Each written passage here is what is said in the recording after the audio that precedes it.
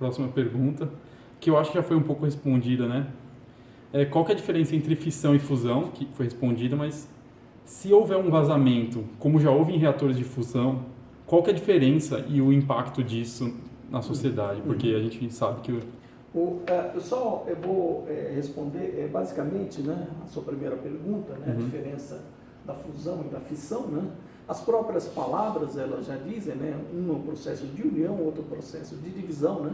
Só que a grande diferença da fusão para a fissão é que na fissão você gera núcleos de átomos, né, extremamente radioativos, né, que tem um tempo de meia-vida extremamente longo, são centenas de milhares de anos. Então você produz um lixo atômico muito grande, né, e você precisa guardar esse lixo, né. Isso gera um problema muito grande para as usinas de fissão.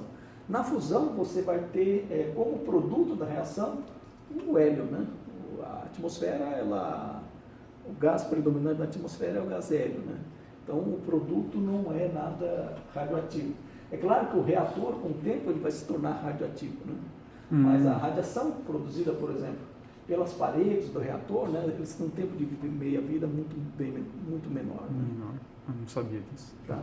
Então, essa basicamente é o grande interesse da fusão nuclear. Né? Bom, o que aconteceria, por exemplo, se tivéssemos um vazamento? Né? A gente teve recentemente, né, como você citou, alguns acidentes, né? Tem um acidente de Chernobyl, um acidente recentemente de Fukushima, né?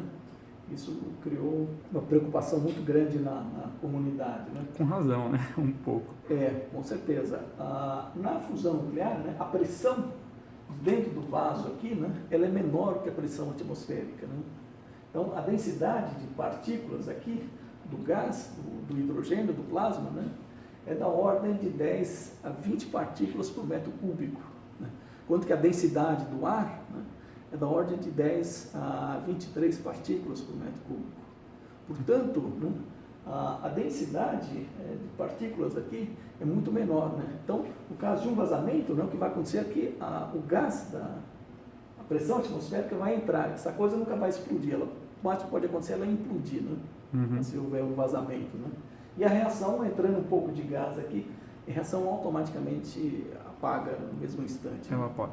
E esses gases que estavam ionizados dentro da câmara, eles vão se espalhar pela atmosfera, isso não tem problema algum. Não, são partículas carregadas, né? Elas vão, se o plasma, digamos, se romper, né?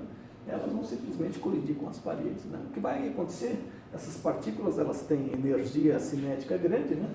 E ao colidirem com as paredes rapidamente, elas vão produzir raio-x, né? Esse é o máximo que pode acontecer, né? Todo hospital tem uma máquina de raio-x, não tem problema. Isso, o máximo que pode acontecer é a produção de raio-x, né? Bem, que já foi de certa forma respondida também. A reação de fusão de um tokamak é a mesma que acontece no centro das estrelas? Se não, qual que é a diferença? Basicamente, a reação de fusão em um tokamak é a mesma, né? A ideia é juntar, né, unir, né, o deutério com o trítio, né, para produzir o hélio. Né? Isso, para você conseguir a reação de fusão, você precisa basicamente de dois elementos básicos, né? Temperatura, né, e confinamento. Pressão, né? Isso. A temperatura em uma estrela, a temperatura do gás, ela é bastante elevada, né? Da ordem entre 10 a 15 milhões no interior da estrela, né? E isso acontece devido às forças gravitacionais, né? A gravidade, né, ela exerce uma pressão enorme sobre o gás, né? Isso faz com que a temperatura do gás aumente, chegando a essa temperatura de fusão. Né? Então você tem a gravidade aí tanto produzindo calor como produzindo confinamento. Né? Em laboratório, né, você não dá para utilizar a gravidade para produzir a fusão. Então a ideia é utilizar campo magnético, né? Então é um campo magnético que tem uma configuração toroidal, né? De Dunnett, né? Isso. E as partículas, uma vez ionizadas, elas vão se enroscar nas linhas de campo, né? E vão ficar presas nessa armadilha magnética, né? Então você cria um campo magnético para confinar as partículas, né, nessa região do espaço, e para aquecer, né, se faz circular uma corrente elétrica pelo gás, né? E por efeito Joule, essa corrente vai produzir o aquecimento, né? Tá? Esse aquecimento ele não é suficiente, é preciso injetar mais energia no sistema para chegar aos 100 milhões, né?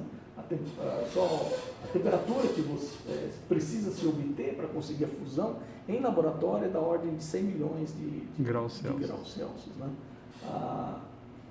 Só com a corrente elétrica se pode chegar aos seus 10 milhões. Né? Para chegar a 100 milhões é necessário mecanismos adicionais, que um deles é a injeção de uma onda de radiofrequência. Né? Então se injeta uma onda cuja frequência é uma das frequências características do plasma. Né? Que é mais ou menos o que ocorre dentro de um micro-ondas de casa. Isso. Só que em vez de ser a água do micro-ondas, é um plasma muito quente.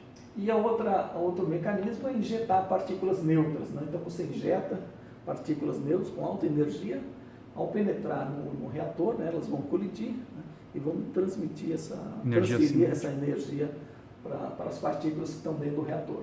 Esse é um processo bastante complexo, porque para você injetar essas partículas, primeiro você tem que acelerar, né? Então você pega o gás hidrogênio, você vai ionizar o gás hidrogênio, vai colocar no acelerador de partículas, né?